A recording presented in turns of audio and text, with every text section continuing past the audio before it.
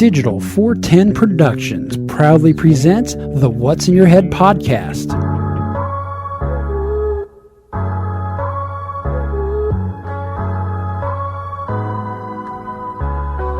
Digitized live from your company name here. Studios in Cape Coral, Florida. It's the What's in Your Head podcast. Somebody should do that with the old man's voice from Family Guy. Hello, Christopher. Is it me? Is it me you're looking for? Mm-hmm. Got some popsicles in the basement if you like. What's up, OG5? Welcome to another impromptu episode of the What's in Your Head podcast. Not that this episode was impromptu, but the start of this episode was impromptu. Oh yeah, baby. Oh yeah, baby. What a crazy time we live in. You guys hear what's going on in Venezuela? That's fun, huh? Was that video you sent me earlier? So, Maduro, yes. the president of Venezuela, well, he's the dictator of Venezuela. He basically stole an election the last time around, and this time he stole it again, except for now, the people aren't putting up with it. Like 8 million Venezuelans are fucking rioting and like capturing airports and different buildings. Pressures mount on Maduro of Venezuela and in Venezuela and abroad to release the vote results. He's saying his party got 51% of the votes. The other party's saying they got 65. So math ain't working out. But this is just normal dictator stuff. But shout out to the civilians, the population of Venezuela, for like trying to overthrow their governments with absolutely no fucking weapons or access to firearms whatsoever, which was by design by the government. One of the things you gotta be worried about is when the governments take your firearms, it's for a reason. But it's okay, because our government has said, hey, you really need to make sure that you have free and fair elections, because we're really one to talk about, having above board elections. Yeah, and the current administration took away some Trump era embargoes with Venezuela, and they promised to have an open election prior to this unopened election. So the world's topsy-turvy. And so here's how to stay zen in college for less. Shut up. Hello? Hello? God, are you there? Where's this ad coming from? Stop it. It's not on this computer. It's on the other one. No, it's the ads running on one of these, but I can't shut it off because I need one of the sounds. I can't pinpoint it. I need more I'm trying to get to the volume mixer to turn down the volume on my Google fucking Chrome for the time being, but Do I cut the red or the blue? Windows can't leave shit alone. And so cut them all. Right? And so as we know, a lot of this news and a lot of stories get told through Twitter. And apparently Elon Musk was retweeting some of these and making some comments to the fact where, the president of Venezuela has challenged Elon Musk to a fight, and Elon Musk has accepted the fight. A physical fight? Yeah, if you don't know, Elon Musk is I think he's a kickboxer. He's been doing it for like 20 years. He's either a kickboxer or a jiu-jitsu guy. Let's see. Elon Musk accepts challenge to fight Venezuelan strongman. He will check out. Let's see. Oh, great. So, yeah, I can't read the story. So whoever wins, is that who's the new leader of Venezuela? That would be cool. I'm trying to read the story from Fortune, but they just blocked the entire content of the story because I'm not a signed member. Elon's taken over the world. Here we go. Fox Business should display it. Venezuelan President Maduro challenges arch enemy, quote unquote, Elon Musk to a fight. Venezuela President Nicolas Maduro, who skeptics suggest created his own way of winning the country's presidential election on Sunday after securing over 50% of the vote, declared war on Tesla X and SpaceX CEO Elon Musk, calling him his, quote, arch enemy. Because after all, every villain needs a fucking enemy, right?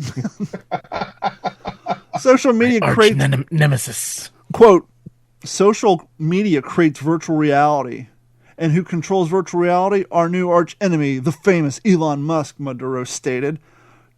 Do you want to fight? let's do it, Elon Musk. I'm ready. I'm not afraid of you. And now the entire story just shifted because, well, Fox Business needs to add a fucking load another advertisement. Where were we? Oh, yeah, here we were. Let me scroll down. Do you want to fight? Let's do it, Elon Musk. I'm ready. I'm not afraid of you. Elon Musk, let's fight whenever you want. One of the things, let me say this, Venezuelan aside, I want to prove how bad we Americans are on the worldwide scale of grammar and common courtesy. You ever notice, like, when you watch a TV show or movie, particularly out of the United Kingdom, but in other states, other countries, whenever they have a conversation like me and Mike are talking right now, the three of us could do this 2-hour show, and not once would we say the other person's name, with the exception of saying, except for like maybe putting a little, hey, what do you think, Mike? In casual conversation, I wouldn't say, Mike, I had a really bad day at work, and I'm just so tired. Boy, Mike, But have you ever noticed, like, especially like in UK, when they have conversations, they continuously say the name of the person they're talking to as if to almost remind themselves who they're talking to, but it's just actually proper etiquette. And even here's Maduro. He said Elon Musk's name 3 times in one sentence. In a video Monday, Maduro was seen holding a cell phone as he declared war on Musk, alleging Musk wants to invade Venezuela with his space rockets. The billionaire also shared videos of the people tearing down billboards, images of Maduro. And so that story came out, and before the show, apparently Elon Musk has accepted his challenge to a fight. Whether it happened or not, I don't know, because apparently Maduro is kind of like on the run right now from the people. Like, I think he's retreated to outside the main metropolitan areas because they're literally like taking over government buildings and shit. So things are really... Well, maybe he could be exiled to Vegas. Yeah, because that's a good place to have a boxing match. Or it sounds like he ain't running shit. Or he'll here we go. Yahoo News has the update. Musk, yes, I'll fight Venezuelan President Maduro on national TV. Elon Musk accepted Venezuelan President Nicolas Maduro's challenge to fight him on national TV on Wednesday, writing on X, he thinks that the South American leader will, quote, check out. The Tesla tech mogul 53 and Maduro 61 have gone after each other for this week after Musk asserted that Venezuelan election was fraudulent and that Maduro, the election's winner, had actually been soundly defeated. That enraged Maduro, well, because that's how dictators are. They're not big on the thing called freedom of speech, especially when it's about them. Often described as an autocrat, called out Musk by name in a tirade that was broadcasted Tuesday. Maduro declared that he was the son of Hugo Chavez and Simon Bolivar, telling Musk he wasn't afraid of taking him on anytime, anywhere. Social media, yada, yada, yada. We read that earlier. So this is new news within the last hour or so. So whether or not this will be picked up, whether or not Maduro will be around and not fucking, have the Stalin treatment, not have the Mussolini treatment given to him anytime soon, we'll keep you updated on that fight news.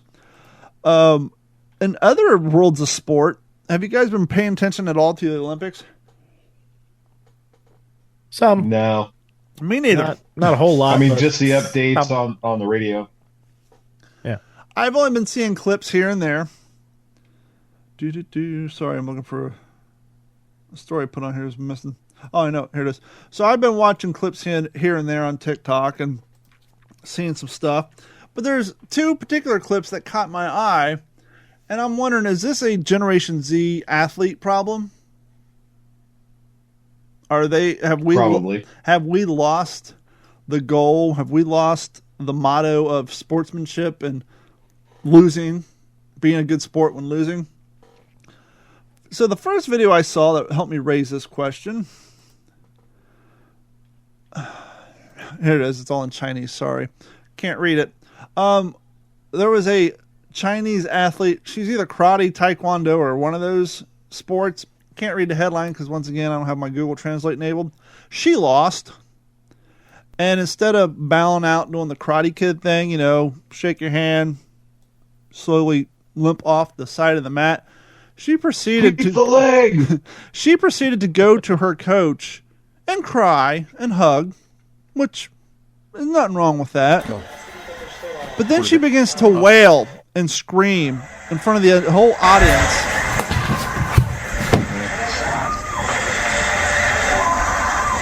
yelling and screaming. It's hard to hear because this is a video of somebody recording the TV, but she literally sat outside the ring and just screamed like a 5-year-old who lost their binky in a grocery store, completely humiliating herself, her coach, and her entire team. I get it. That's one thing. But then I saw this video clip.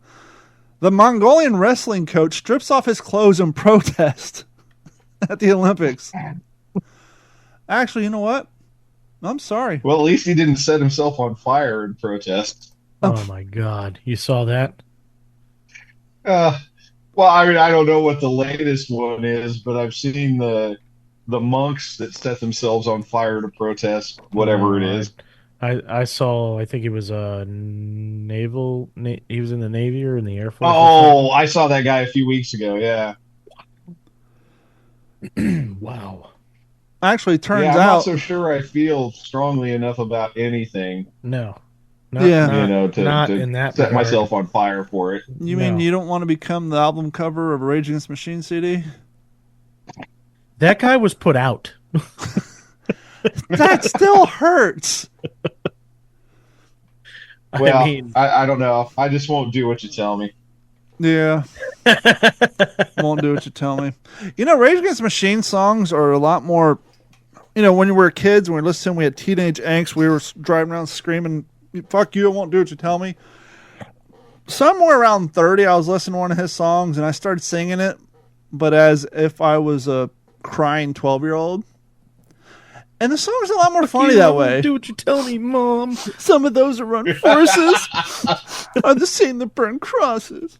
Some of those are armed forces are the same that burn crosses. Killing in the name of. Now you're under control. Justified. Yeah. You took my bike. That's my bike, punk. Man, my grandmama gave me that chain. But so I got to thinking. Just watched that yesterday. Really? That movie holds up. God. Yeah, Friday? Hell yeah. I remember I graduated in 97, and that came out, 96? 95? Something like that, yeah. So I was a year late on it, but somebody in my woodshop class was talking about it. I went home and rented it, and I still have it on. I cannot tell you, like, in 96, 97, if you went to a high school party, there's one of 2 movies playing, actually one of 3 movies playing on a TV. Someone was either playing Pink Floyd The Wall, Dazed and Confused, or Friday. One of those 3 VHS tapes were in somebody's VCR playing in their living room at every house party you went to. When I was a young man, it was also Half-Baked. When I was a young man, I had a fever. My hands, they swelled up like 2 balloons. Now I got this fever once again. Pink Floyd The Wall. That movie's crazy. Did I ever explain to you my... What's the term I'm losing? Goyim. Goyim? The Goyim's version of a bat mitzvah. What is Goyim? Goyim is the phrase that the Jewish people use for us. We're non-Jews. We're just white. We're Goyims.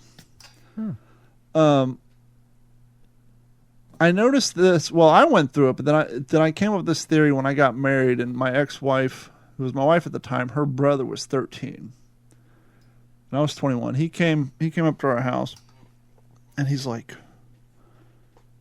"Do you know who the Doors are? You familiar with Led Zeppelin?"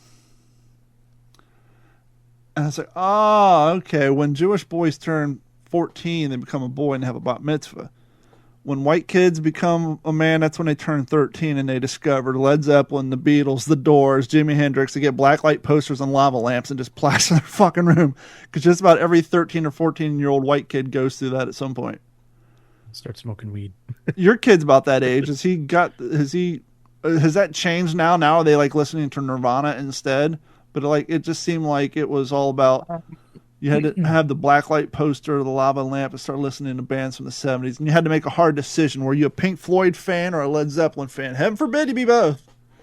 I think I don't think he's really gotten there yet. My son's been kind of a late bloomer when it comes to stuff. He's still really interested in like, you know, younger shit still, I guess. Baby shark. Not quite that young. I mean, he still keeps up with his friends and stuff like that, but I think this year and next year are going to be the pivotal years for him. He's starting 7th grade this year, and I think that's when noticing the girls more and, you know, spiffying up a little more, and then the music, and then getting into the, the feelings. Oh and my the gosh, he's emotions going to be a and all that shit. Swiftie. God, no. Hey, if I was a 13-year-old boy, it's like, why not? Because, that's where all the girls are going to be, right? Except for, who can afford a $2,000 concert ticket? Not this fucking father. Sorry, Yeah. kid. Yeah. But yeah, I mean, most of what most of what he's listened to so far has been shit that I listen to, or like, I think that this generation listens to a lot of like video game music, which I think is very interesting. It's like, that's a little older, but well, it's funny you say that because I bought her just some off like Roku brand TV for Christmas. I think last year or the year before. I can't remember what. It hasn't been too long ago, and I thought it was a 55 inch, but it may have been like a 42. And she just keeps this thing running 24 hours a day. And I get it, TVs you should be able to keep 24 hours a day, but modern day shit don't last. And we kept telling her, hey, stop sleeping with the TV on. It's going to stop working. Well, the inverter went out, so the screen went blank, and it's like a $200 on-brand TV, and kind of the same one I have sitting in my room here on the podcast. And that's the one I think I was explaining on the last episode. Was it the last episode? Did I tell you about how she went to FGC for the weekend? And she wanted to take the 55-inch TV. The Xbox and the TV. Luckily, that didn't happen. Well, the TV fucking died the other day. She said, my TV... No, it was the night before I dropped off. She's like, my TV's not working. I'm like, well, not my problem. You're going to be going all weekend anyhow. And so Monday I get to looking at it, and the inverter's out on it. It turns on. You can hear all the Roku bubble pop buttons when you hit the controller, but there's just nothing on the screen. And if it was a laptop, I can get an inverter from a vendor and fix it. I've done it thousands of times, but I don't know where you get an inverter for a fucking $200 TV, and I ain't going to put the time in it. So I went on Amazon. I got her a 55-inch Toshiba. Oh, a Toshiba. oh, Toshiba. Yeah, because I figure why get another cheap off-brand one? And it was still only $259. Not only was it on Amazon, but it was being sold by Best Buy because they're trying to compete and stay alive. So it was kind of cool. I was able to go on Amazon, get the Amazon price, but drive over to Fort Myers and pick it up at fucking Best Buy the same day. Nice. And I go home and unboxed it. Turns out her TV wasn't a 55-inch because this one didn't fit on her fucking stand at the old TV. I think the old TV was like a 42-inch. So now she has a 55-inch, 4K, Amazon Fire instead of Roku. I bring all that up to say this. You're talking about kids like video game music, and old man Morgan kicks out some fucking Mario Brothers theme song from 1985.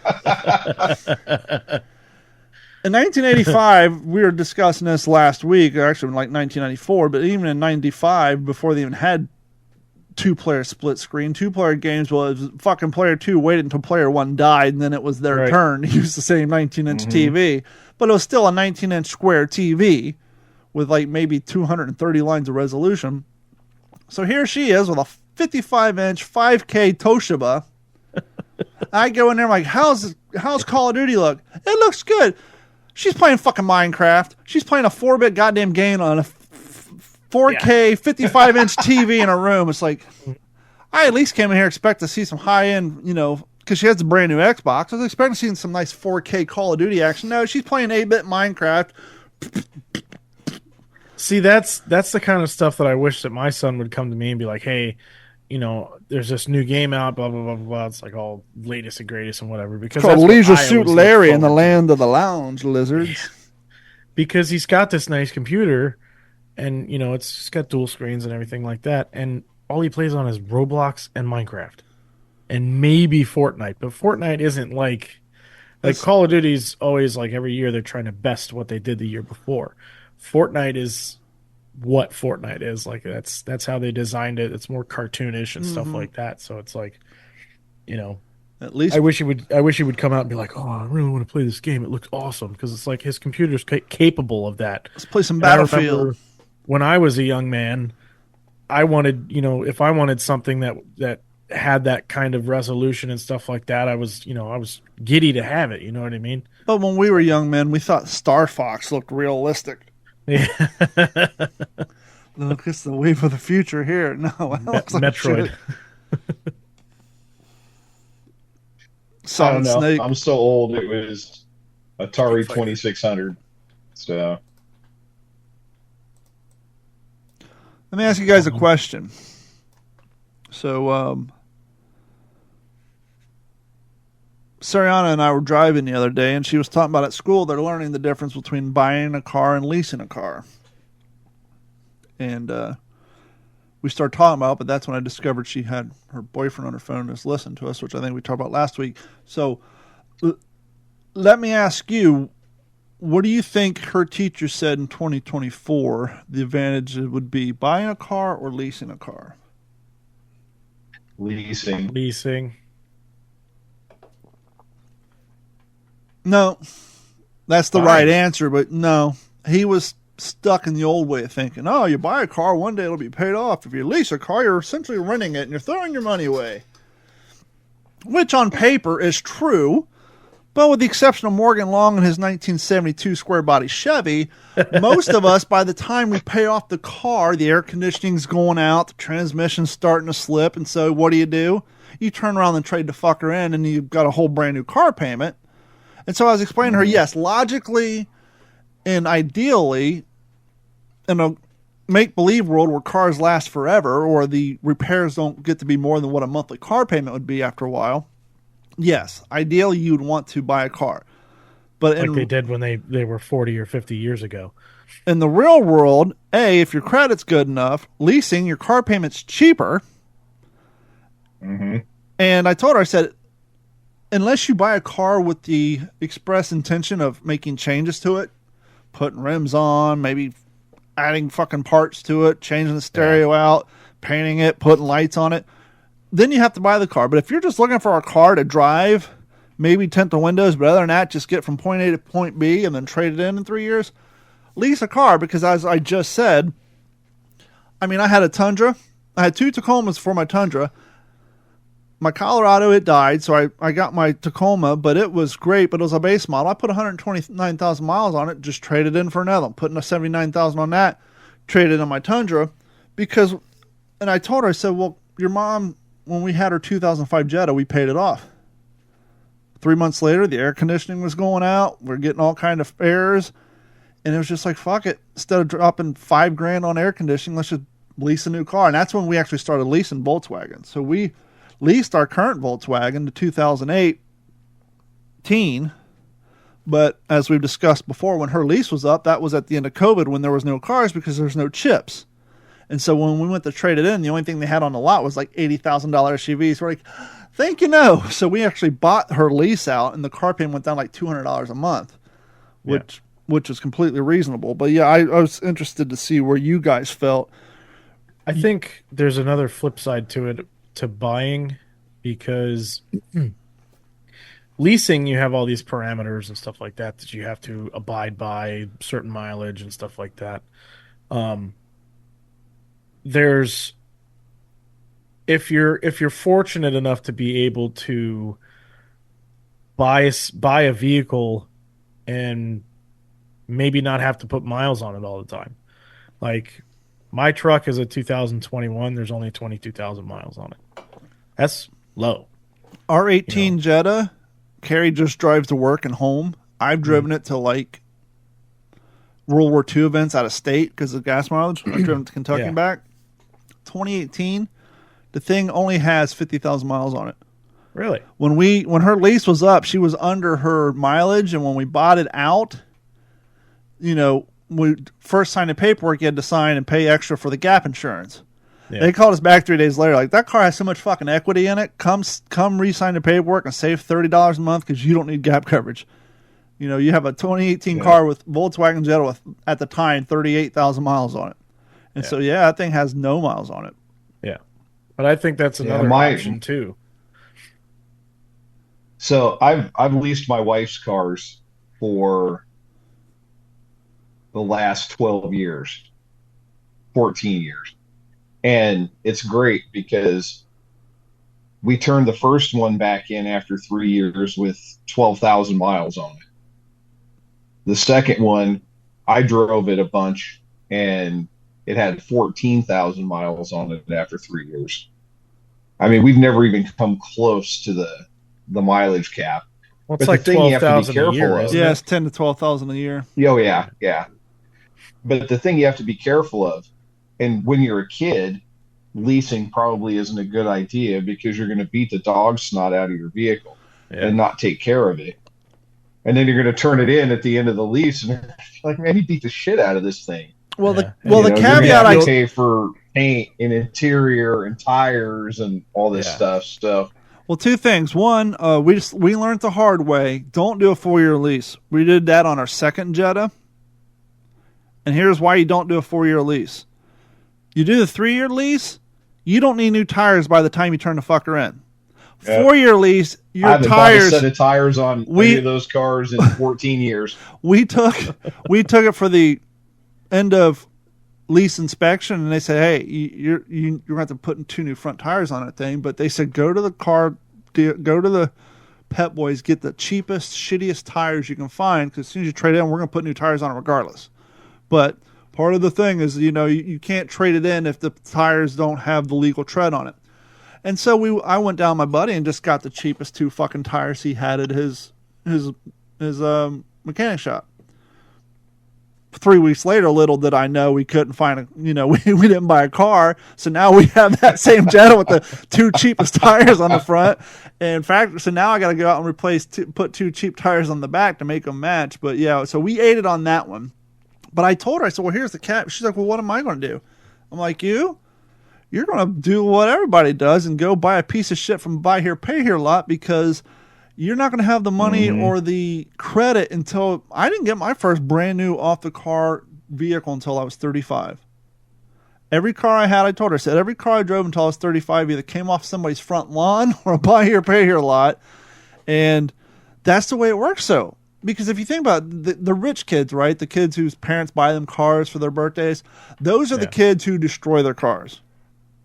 It's the kids who have to work the part-time job, save up money. Maybe their grandmother gave them $1,000 for Christmas to put money down, but they're going to that buy here, pay here lot every Friday and giving that squirrely guy behind the counter fucking $150, $250, $300 nowadays, $350 or more a week. Oh my gosh. There was this TikTok. That's crazy. Dude, that's nothing. There's this TikTok trend. When I bought my Tundra, I bought it used, it had 50,000 miles on it. My car payment was like almost $600 a month, which I thought was fucking insane. I thought, Jesus Christ, to have a car payment, half my mortgage payment's absurd. So the last 2 years, I've refinanced it twice, and I've gotten it down to like $500, which still isn't cheap, at least I don't think, until I started noticing cars have gotten so expensive that these car lots are going on TikTok, and to normalize the fact that you're going to expect to get $900 to $1,300 a month car payments, they're going around the dealership. Hey, Steve, how much is your monthly car payment? And here's Steve working at mine's $900 a month. Hey, Jenny, what's yours? I got a new Dodge Challenger. Mine's $1,400. It's like they're trying to normalize and prepare their clientele base that when you come into a car lot now, you're not looking at a $300, $400, $500 a month car payment anymore. No, you're going to be paying $900, $1,200, $1,300 a month, and it's like, holy fuck, that's insane. Well, we went from a $300 a month lease payment to like a $548 because we bought our Rogue that we just got. And you're probably rip shit pissed when that happened too, right? Like $500. That's what's that? I said, yeah, and you're probably rip shit pissed that it was that much. But, oh my! I was like, whatever, because I traded in my Titan that I hit the deer with that was having all kinds of problems even after they fixed it. So I was like, okay, I got to get out of this thing. My wife, oh my gosh, she was freaking livid Yeah, because when she found out what the payment was. Because the old fucks like us, that's absurd. When we were 21, if in 2004, let's just go back 20 years. 2004, you had a $600 a month payment. You were driving a fucking Mercedes or a BMW. Yeah. Not even a C class. Absolutely. You had you were driving a high end Mustang Shelby. You weren't driving a fucking truck. I don't know No, because you're not driving a Rogue. My parents back, I mean, and everything is, it's based off of credit and things like that too. Sure. But whatever your interest rate is. But back in 2006, my parents bought a brand new GMC Sierra off the lot from my uncle with it. He tried to give like a family discount kind of thing because he was a sales rep at the local Buick GMC or whatever, and it was $505 a month for that truck. Oh my gosh! $505 in 2006 for a 2000 brand new, but it was a 2006. Oh my gosh! Must have had the undercoat on it and everything. It was 2-wheel drive. Wow. It was a crew cab, not the extended cab. It was a full crew cab. And for the time, I mean, it had some nice features and stuff, but it wasn't like the top of the line model. Yeah, like it didn't like I know my wife's old car was a 2004 Nissan Maxima. It had heated seats, heated steering wheel, fucking tilt and telescoping steering wheel and all this shit, and fucking auto folding mirrors and all kinds of silly shit like that. And like my parents' GMC Sierra had like Sirius XM. And that was it. Like it had power windows, but average car payment. I need to hijack for a second here. Hold on, real quick. Okay. I'm on a website. I looked it up. The average car payment. So this means people with a decent credit. Just the average spread across in 2024 is $730 a month. I pay $600. Between that and insurance being $300-$400 a month, and then us old fuddy duddies. Why aren't my 16-year-old wanting to get their license? Why don't they want to drive? They just want to, because they can't fucking afford it. They can't afford $1,000 between a car payment and insurance. And yeah, by the time they're making that at $15 an hour, working 20 hours a week, they can't afford the fucking gas at $4 a gallon. Exactly. So it's let cheaper. alone maintenance and if they need tires or tires. My dad and I have the exact same truck. I have a 21. He has a 21. He just put tires on them, and they're nothing special. They're all terrains. $230 a 18-inch piece. wheels, $1,100 for all four. Mm-hmm. The last time I bought tires for myself, prior to my Silverado on my S10, $553 mounted and balanced. You don't want to know a pair of size 20 I paid Nitto Terragrappler G2s are. $565 for 4 16s on my 1987 F-250 four-wheel drive. They were just, highway E-rated tires because I tow. But well, my buddy who sold me the cheap tires of the Volkswagen, he did me a solid and let me do like poor boy layaway. He got those Nittos for my truck and let me pay him off in 3 payments. I'm like, dude, I ain't got that kind of money. He's like, don't worry about it. You're good for it. What were you going to say, Morgan? So you were talking about XM. Yeah. So I'll tie this all up in a nice bow. When I got my job in Naples, Nepal. I bought a 2014 Jetta TDI from CarMax. Ooh, fancy pants. So, hey, it was the one I wanted. I probably paid about $2,000 too much for it. But yeah, but it had the nicer body kit on it. Yeah. No, the thing is it was a lease before I bought it. It was bone stock, original stereo, all that good stuff. Was it the TDI or the SLI that was the upgraded? Well, the GLI I think was the upgraded one. Yeah, that was the upgraded trim package. Yeah, the GLI. Mine's like the base model turbo diesel. Gotcha. So base plus. So I have leather, I have heated seats, I have XM, but my radio's dying. It's a Volkswagen. Of course your radio's fucking dying. Every Jetta I've had 3 goddamn radios in them. Every fucking one of them. So I'm going through my list of expenses, and I'm like, I'm paying for XM for the Rogue. I was at Morgan's house. You know what was in his the- garage? A Volkswagen Jetta head unit. Well, that's what's going in it. So, I'm going through my expenses.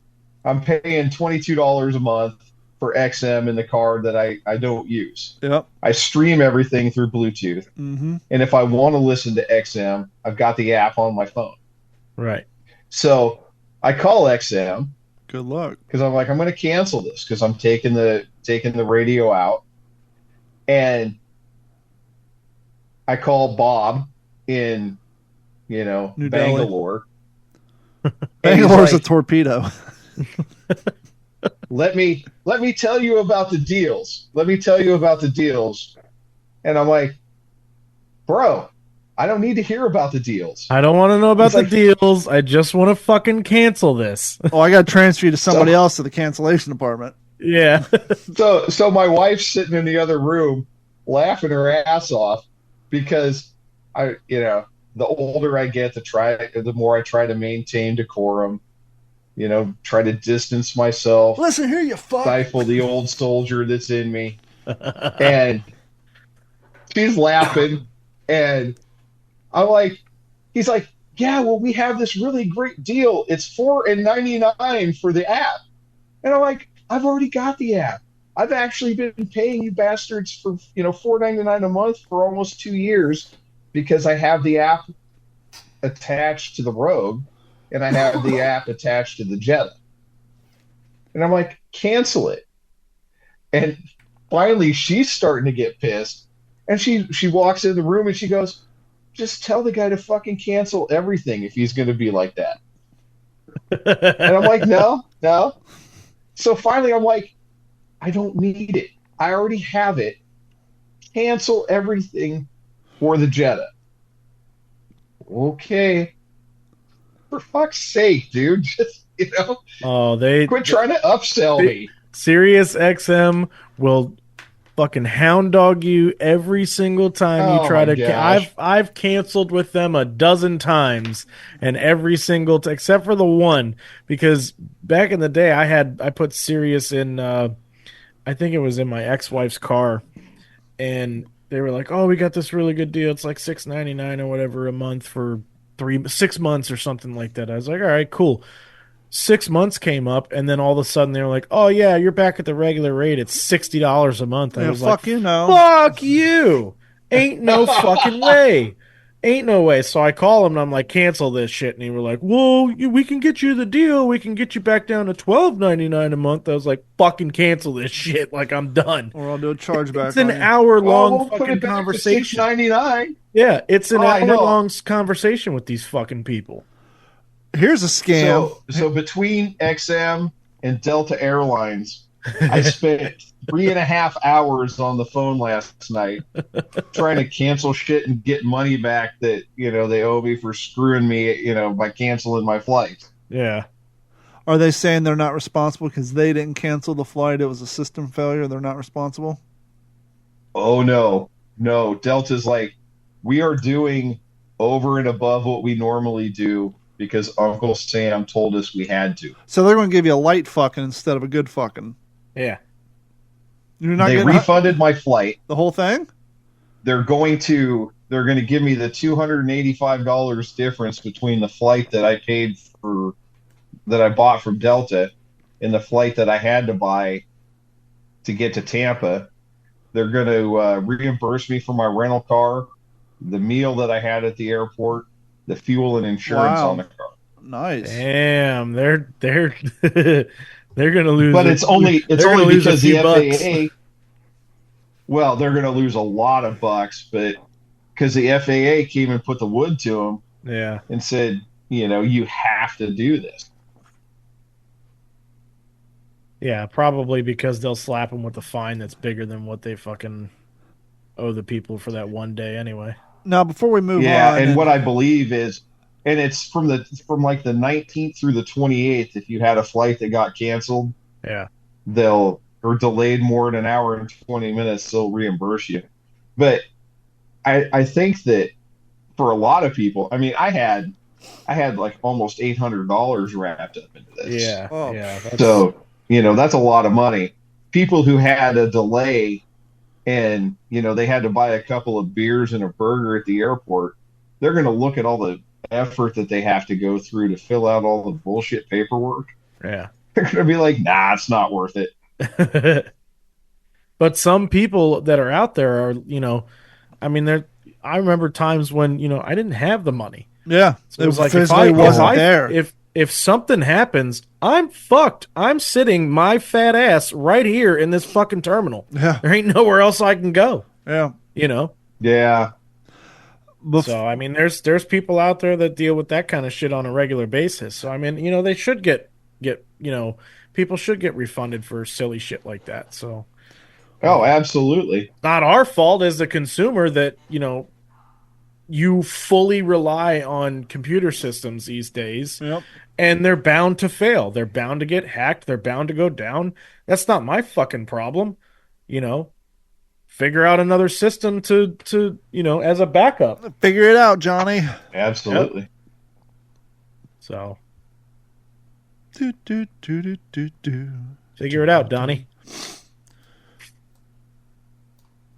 Carrie was Uh-oh. having a bad day the other day, and I can't remember what the problem du jour was, but she mentioned how it would be nice if we all got a do-over button. One opportunity to do something over that had a huge negative impact on on your life. So the only problem with the do-over button is most people would use it by the time they're fucking 18. So, you have being 50 and having a problem, your do-over's long been spent. I can't foresee anybody saving their do-over button until they're in their 50s. It's just like, I mean, how long would a young Morgan Long's do-over, his one-time do-over, how long would that have lasted? When would I have gotten it? Birth. It's his birth. Oh my gosh. I probably 15 or 16, maybe. Hell, I think mine would. I've messed a lot of shit up long before that. I think most people's do-over button be done by the time they're 5, and they do that one thing that they think's the end of the world, like they broke their parents' fucking ashtray, and in their 5-year-old mind, it's the end of the world. Which at the end, their parents came home, don't care, but the fear of them coming home, I think they would have cashed that do-over button out. Oh yeah, I spent my do-over button on my dad's ashtray in 1984. I don't know how long a do-over button would have lasted.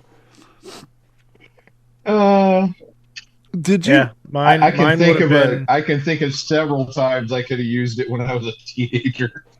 Thinking back as a youngster, I probably would have used it at 7 or 8, but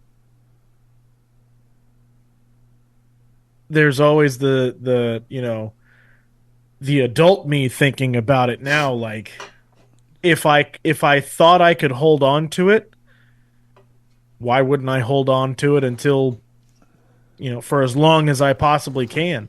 Maybe I'm on my deathbed or something like that, and you just, there it is, bink, start right over. Here's a fun thought experiment. With the possibility and mankind knowing that they have a do-over button, what do you think the percentage of the population would be that would be like, hey, I'm going to do something horrible. I'm going to fucking rampage. It'd be chaos. I'm going to drive a car through a farmer's market. It'd be fucking I'm chaos. going to try. I'm going to go punch through a farmer's I'm going to go punch Mike Tyson in the mouth to see what happens. And then right before he punches me back, click. Never happened. Imagine all the horrible shit that you would have to live through because somebody's like, fuck it, I got to do over button.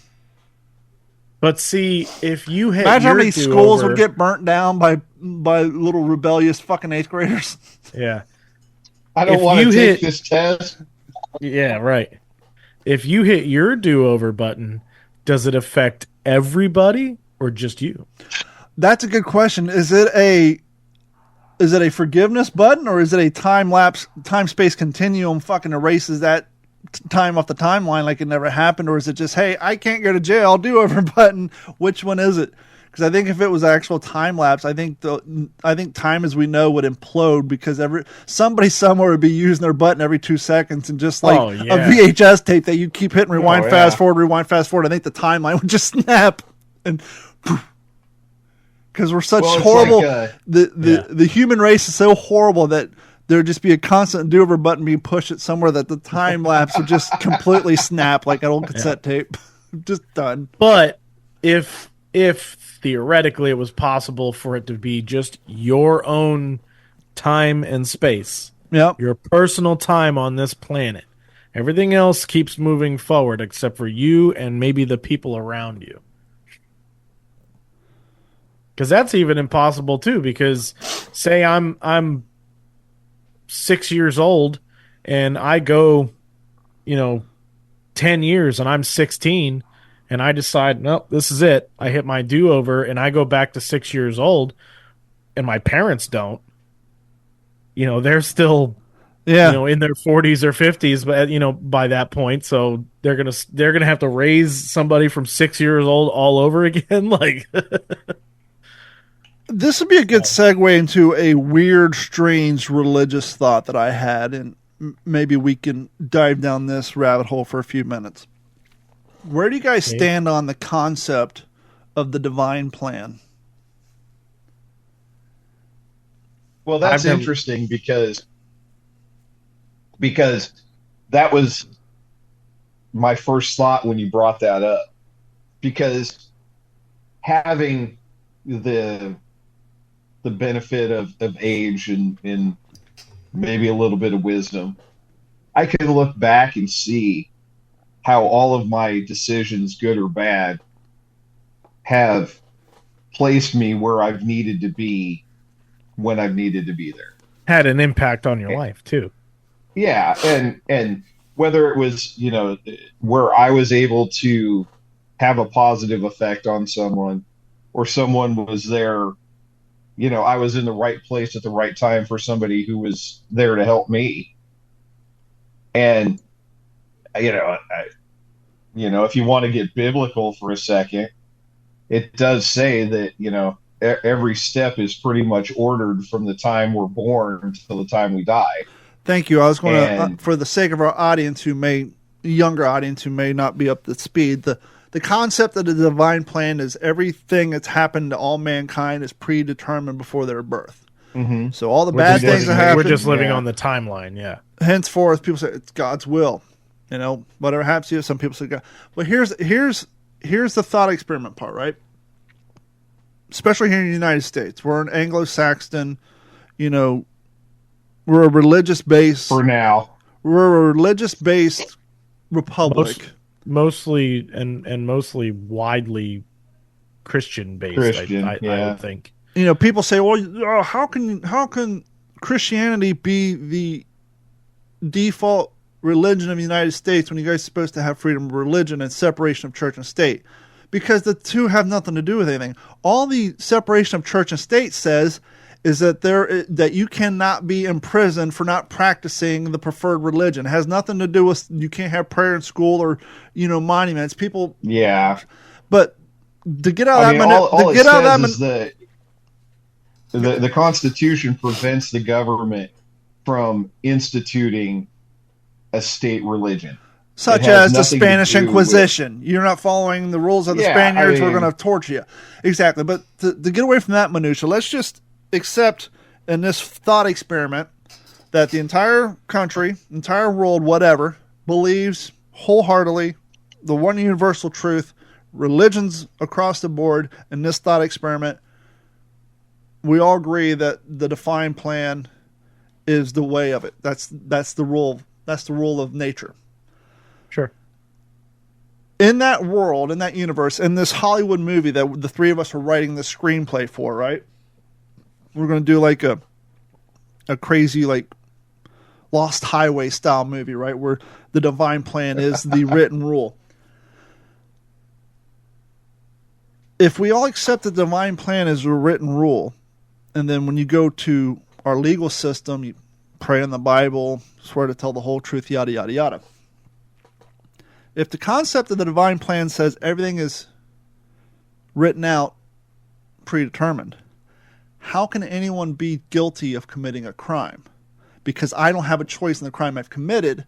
It was already written for me that I'm going to rape this girl at the age of 16 because in the divine plan, the girl who's been raped is going to go on, take that trauma, grow stronger from it, and become a rape advocate and change the world, right? That's in her, the horrible thing that happened to her in her divine plan is going to provide her strength to get her to where she's supposed to be in her destiny. But in order for that to happen to her, that means she has to have a perpetrator. But in this theory, in this movie, that perpetrator had no choice in the thing he perpetrated because it was already written in his divine plan. So therefore, how could he be found guilty of doing something he had no choice of doing because it was already written out in his divine plan because Tina needed a perpetrator for her to advance her life? Morgan? Pick me. I got the answer. Okay.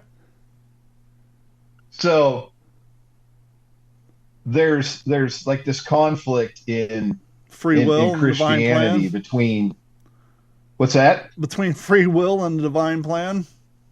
Exactly. I mean, there's a lot of people out there that'll say God didn't predestine anybody to be a shitbag. That's from the fall of man in the garden when they ate from the tree of the knowledge of good and evil. That's when everything kind of started going downhill. And, basically we wanted to be in control of everything within the parameters. I think that personally for me, I believe that regardless of your stupidity, which I'm like Olympic level. I'd be like gold, silver, and bronze level stupidity. And I've still been able to do some pretty good things in my life. And I had the opportunity to go to college. I squandered that. I could have done much better things in the Army if I'd have, done better in high school. But every step that I took then has put me where I've needed to be for now. But in our thought experiment, in our 12 Monkeys version of this screenplay we're writing, right, where this is the universal truth, how would we write that screenplay? Would it be like someone has an awakening, almost like in the Matrix, where they realize, hey, wait a minute, I'm on death row for this crime that I committed, but it's a crime I had no choice in committing because it was pre-written in my destiny. Would our legal system and our society, like if people woke up almost like in Idiocracy and realized it's like, wait a minute, we have this entire judicial system based off of guilt and non-guilt and God we trust and to tell the truth, the whole truth, but we all agree that it's divine plan. It's almost mind exploding to try to figure out where society would go at that point, because here you are. I'm not guilty of shit. I had no choice. It was in my divine plan because I had to do this action in order to affect that person. So go ahead. I think that even if there's a divine plan set in place, if you believe in something like that or you don't or whatever, not everybody believes in that religion. Sure. And not everybody is going to believe that they have a divine, to believe in a divine plan and that they're on this timeline and on this journey and stuff like that. So them having a predetermined, course of action throughout their life, even if they turned it around, all of a sudden they started believing, if they went to prison for rape or they went to prison for murder or something like that, and they go, well, I had to do that. Not had to, but you know what I mean? Like that's what I had to go through in order to find my faith, in order to find out that there was a greater picture. I think that also kind of sets into place too. Or you had to go down the path of trying to shoot a presidential candidate so you can help their timeline and their place in history. So, But I personally also don't really believe in, I think that you have this general path that you're on. And because of free will, in my opinion, your free will changes your directions. You have a general, I think we have multiple paths that we could go down.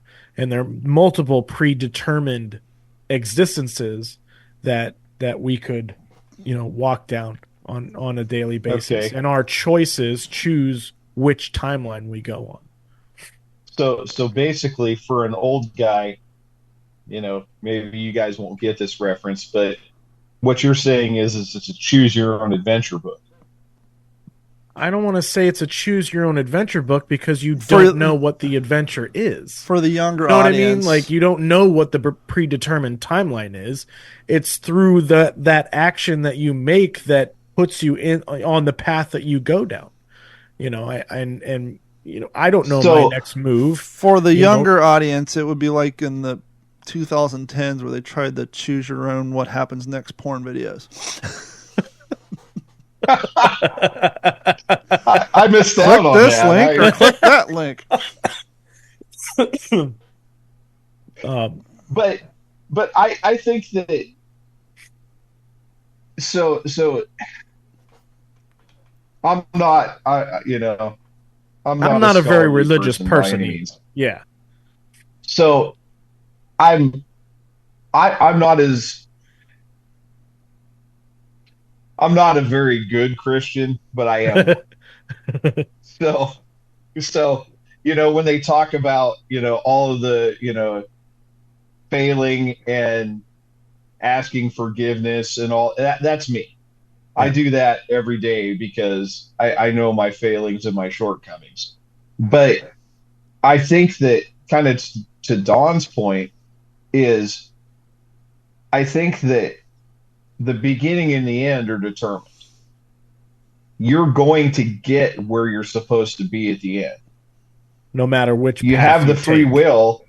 Yeah, you have the free will to make whatever stupid decisions you want. Sure. But eventually you're going to end up where you're predestined to be, because it might not be about you or me. It might, I've thought a lot about my time as a scoutmaster. Yeah. And all the kids that came across my path. And, maybe if there was one of them that I saved from doing something stupid by giving, as unlikely as it is, some piece of sage advice. Yeah. Maybe that was my reason parsley guy myself for going through all of the things that I did to get there so I can help that one person. Yeah. Yeah. I don't know. I'd like to think that my value as a human being isn't done yet, but you never know. Yeah. I mean, I don't think anybody, there are people out there that, like suicidal and stuff like that. They feel like they have no purpose. They have no destination and stuff like that. But in general, happy, people tend to think that, they're still useful and they still have a destiny, so to speak. They still have, I'm sure there's people out there that think that, I've done all these great things in my life. What's left? What's left? And maybe they haven't made it to their, that what their purpose is in life. So I mean, really, when you get down to it, we're all George Bailey standing on the bridge, and It's a Wonderful Life.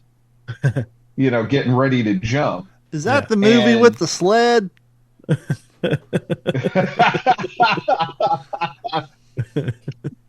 But so I mean, you never know. You never know what your butterfly effect in the world is. Yeah. Yeah. I mean, that's just, regular human connection on a regular basis is,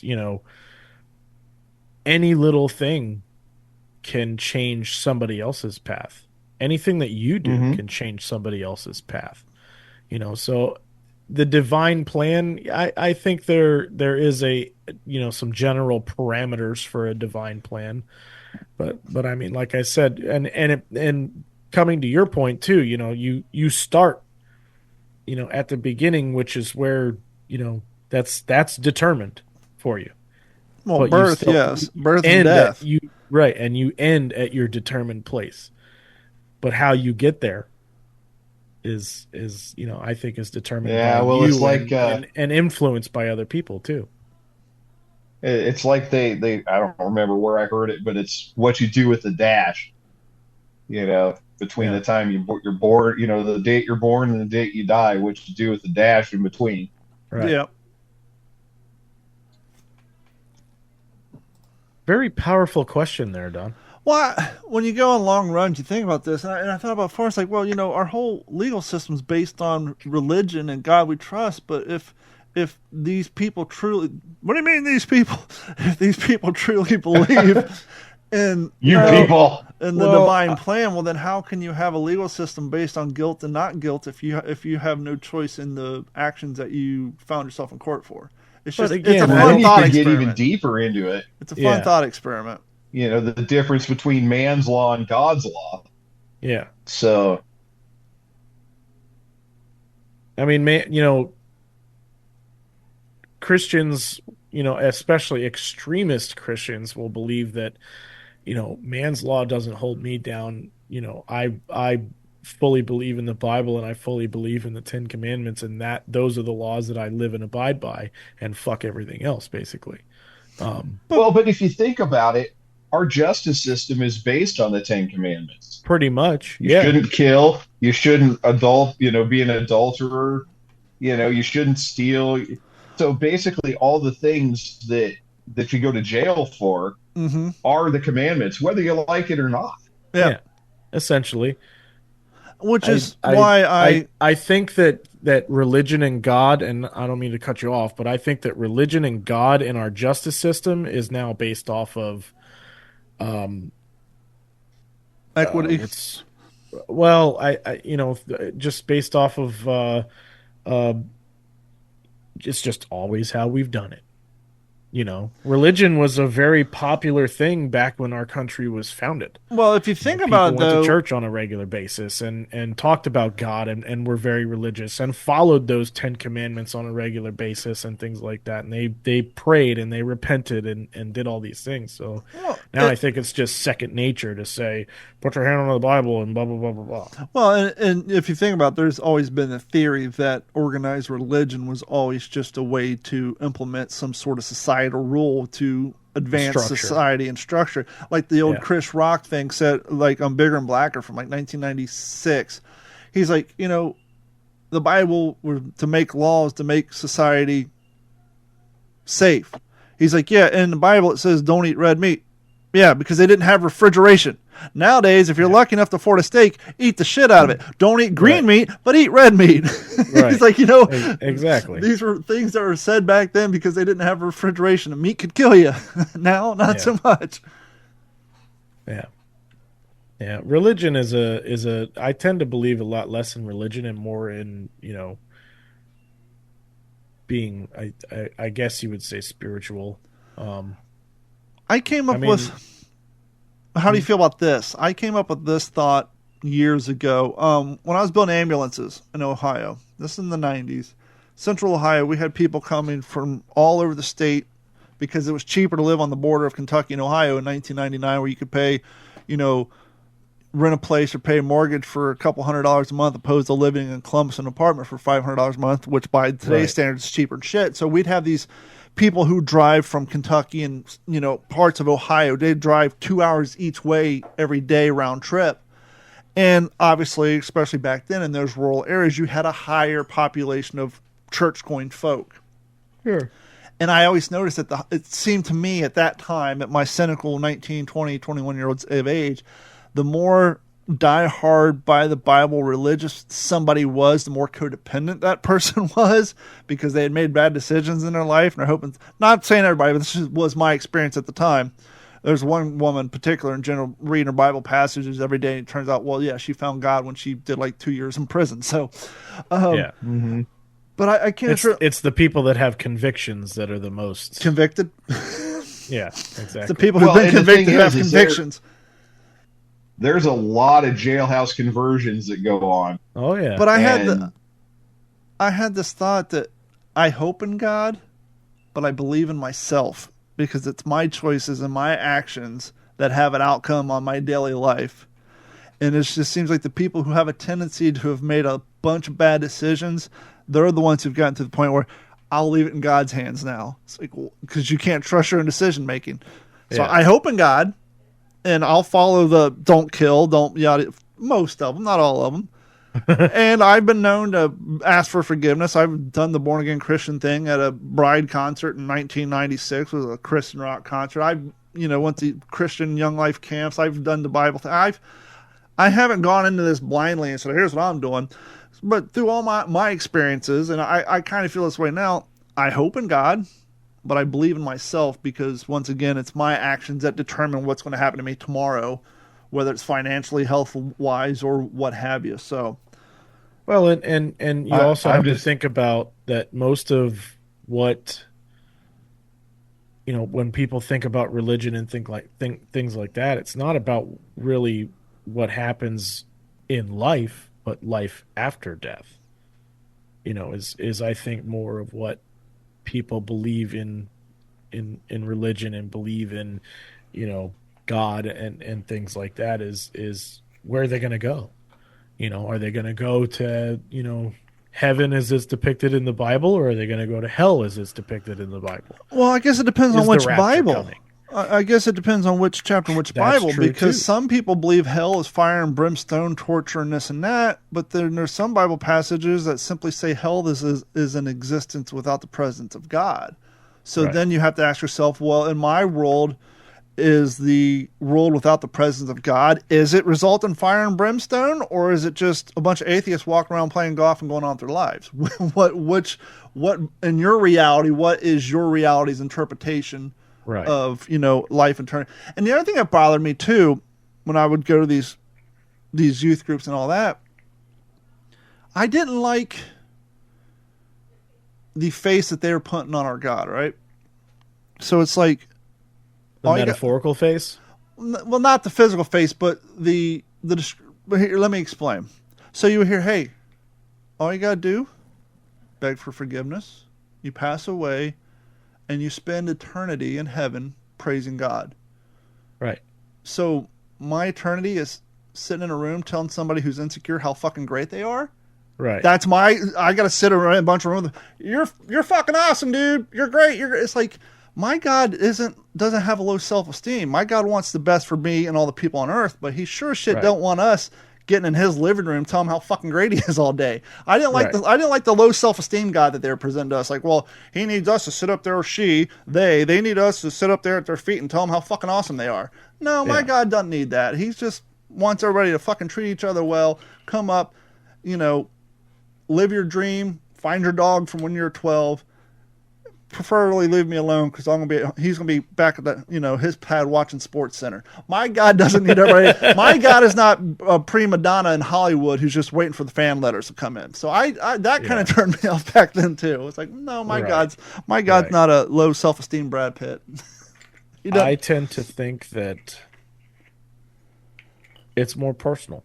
Yeah.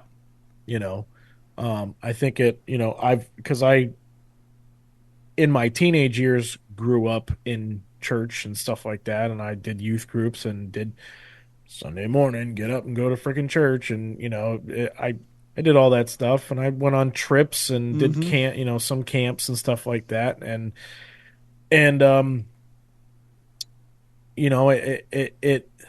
I've been baptized by the Southern Baptist. I've been baptized the thugs. What's up?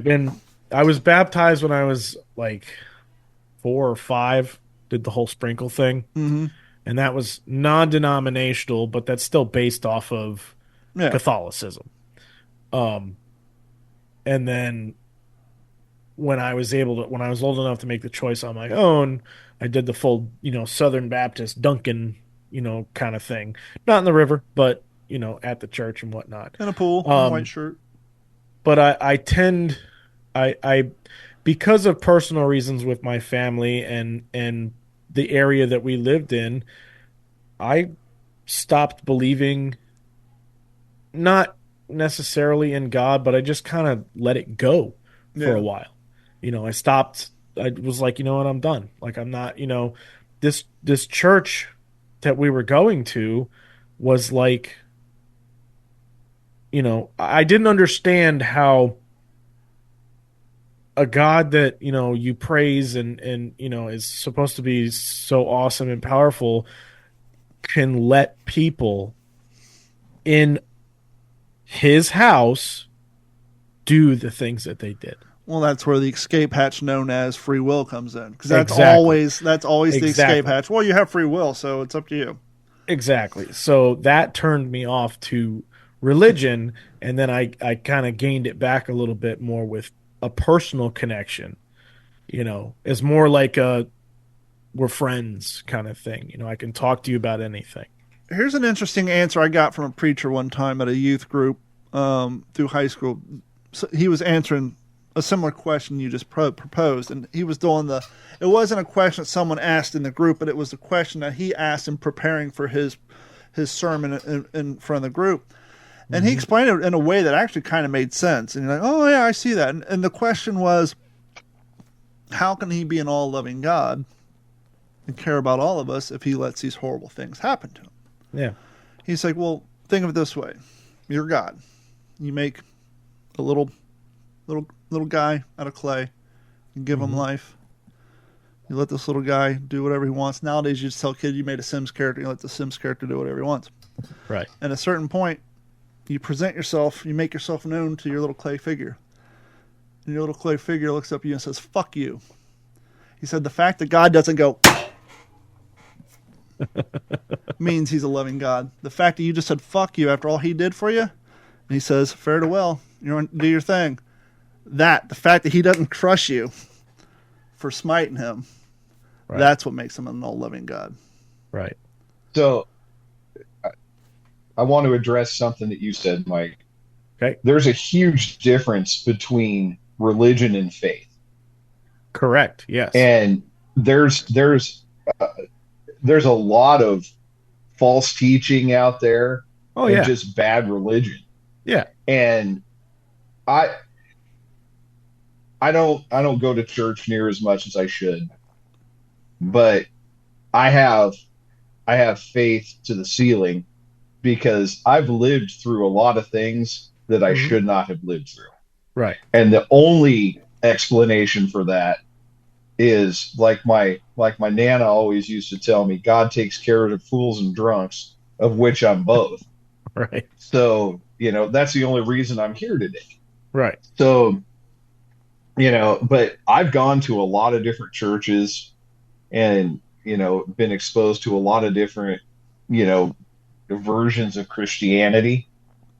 And it's enough to make your eyes bleed Right. trying to figure out, what's right and what's not. And there's so many preachers out there on the radio and TV and the internet, podcasts, whatever. Uh-huh. And yeah, who knows, who knows if Joel Osteen is right, Right. Yeah. or David Jeremiah or whoever. I mean, I could list, 50 different, radio ministers out there. Their accountants would say But- they are.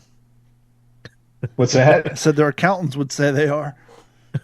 Well, I mean, but I can tell you this, that when your world's burning down around you, whether it be a fire or a flood or whatever, when your people are in trouble and you lock the door of your sanctuary, that is not what God called for. Right. I can tell you that for right now. Oh yeah. Yeah. I've definitely, I've come to terms with, some things, and I know it's, a lot of the bad shit, all of the bad shit in the world, it's mankind.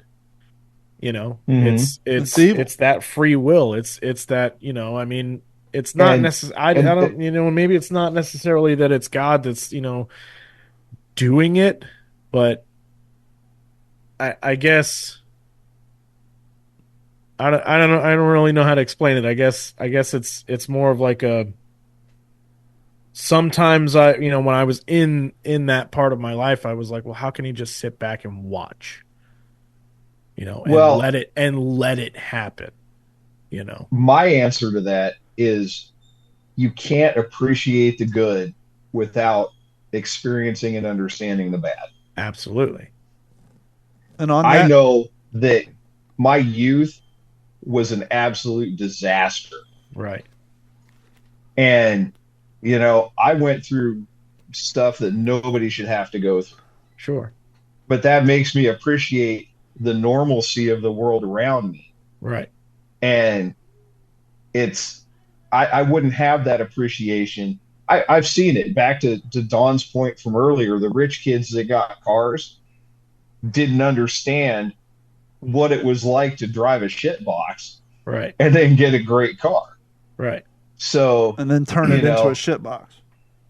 yeah, you know, my upbringing was not great, but it makes me appreciate the fact that I was able to raise my kids without that kind of disaster in their lives. Right. So, you know, I appreciate the good that I have in my life because I went through some really bad shit when I was young. Sure. And keep in mind, according to the Bible, anytime you have more than 2 people sitting around talking about God, you're in church. Thank you guys for hanging out with us. Amen, brother. We'll talk to y'all next week.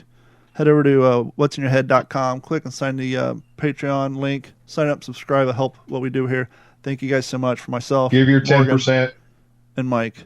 Give God the first Church of portion of Dawn. his income. Give it to him first. Not after the deducts. Not after that hospitalization. Not after all these things. They want to give God a little what's left. If you do, that's what you're going to get from God. This has been a Digital 410 production.